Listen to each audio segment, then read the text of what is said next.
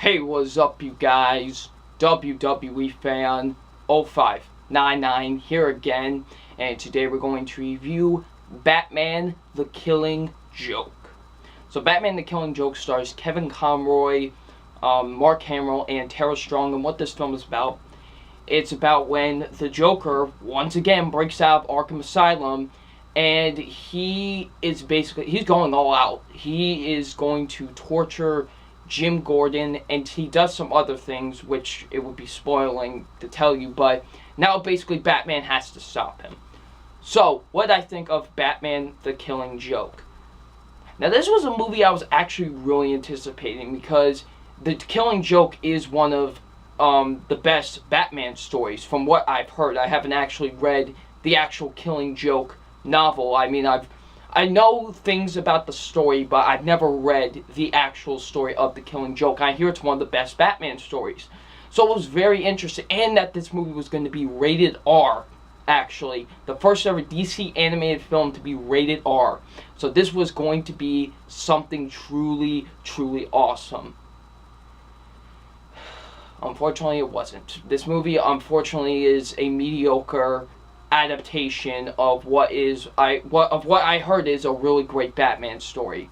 And honestly, it really wasn't that great, this film. So let's get into my positives first. First being, the voice acting is really good in the movie. The voice acting I thought was really, really good in this film. Of course, Kevin Conroy, he's great as Batman. You know, Kevin Conroy is without a doubt one of the best Batmans of all time. And he was great in the movie. I thought he was absolutely great as Bruce Wayne / Batman. You know, he was really enjoyable. Of course, did a great job as Batman. Mark Hamill, of course, as the Joker, he's still fantastic. He's still one of the best Jokers of all time. You know, Mark Hamill was fantastic as the Joker. I really like, Mark Hamill as the Joker. He did a great job in the film. Tara Strong, I thought she was really good as Batgirl. She did a really good job in the movie. I thought she was really good in the film. So yeah, the voice acting is really good in this movie. I really like the voice acting with the film. The animation, I'm 50-50 on. I'll get to the first 50 part of the animation, and it's really good. The animation is really good with the movie for the most part, 50% of the time. Like, it is really good 50% of the time. Like, it does look really good for that 50% of the time in the film. So yeah. When they did the actual Killing Joke stuff, like the actual stuff from the book, it was really good. It was really enjoyable. I was really invested, and I thought it was really good. So yeah, the writing's really good. I thought the writing was really good with the film. Same goes with the directing. The directing was really good with the film as well. And the pacing. The pacing, for the most part, was really good with the movie. So yeah. Now my negatives with the film. The negatives I do have with this movie are, first being, the animation. The other 50% of the animation is really bad with this movie. I think it looks awful, honestly, at times. Like, I really do think it looks awful at points in this film. Like, I'm like, what type of, animators did you get at points for this movie? Because the DC anime films, they look great. Like, I love the animation with those movies. Those feel like they could actually be released in theaters because of how good the animation is in this film. This honestly does feel like a straight-to-DVD animated film, to be honest.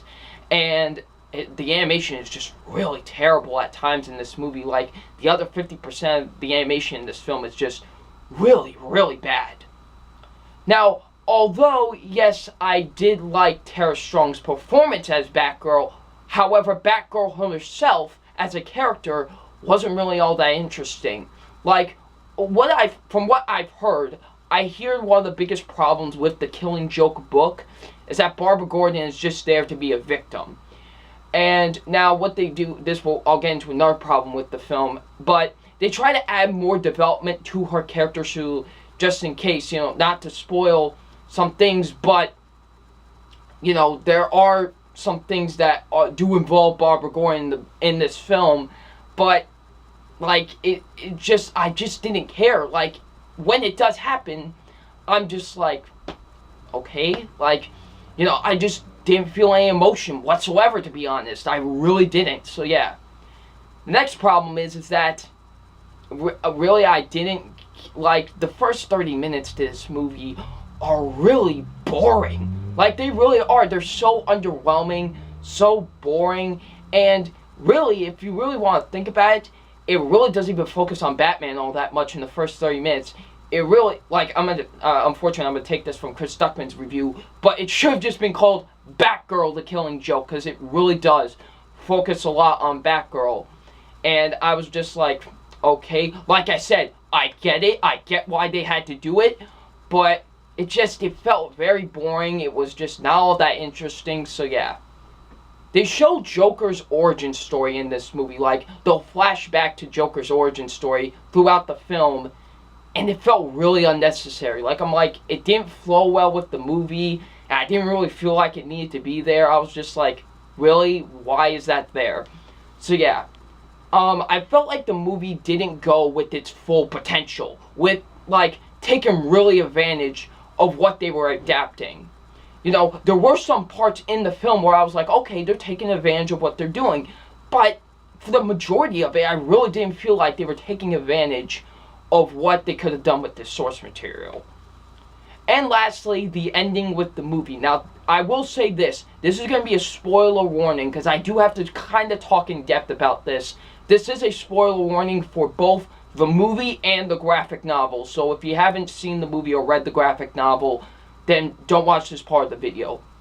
Okay, so you've been warned, here we go. Okay, so the ending of the film basically ends with, like, you know, Batman's like, oh, I want to help you, Joker. Let me help you, and, you know, become sane again. He's like, you know, Joker's like, it's too late for that.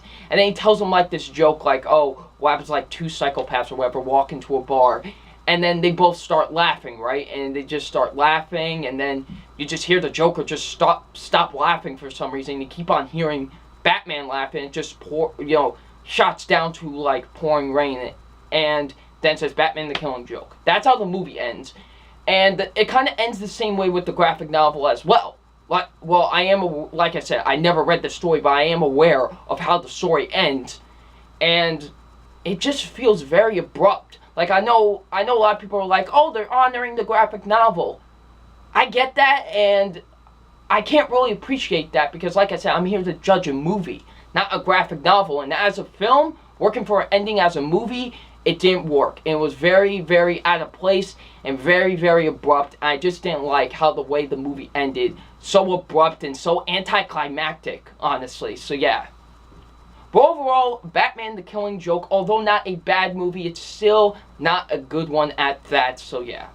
So it's time for my official grade on Batman: The Killing Joke, and my official grade on Batman: The Killing Joke is a C+.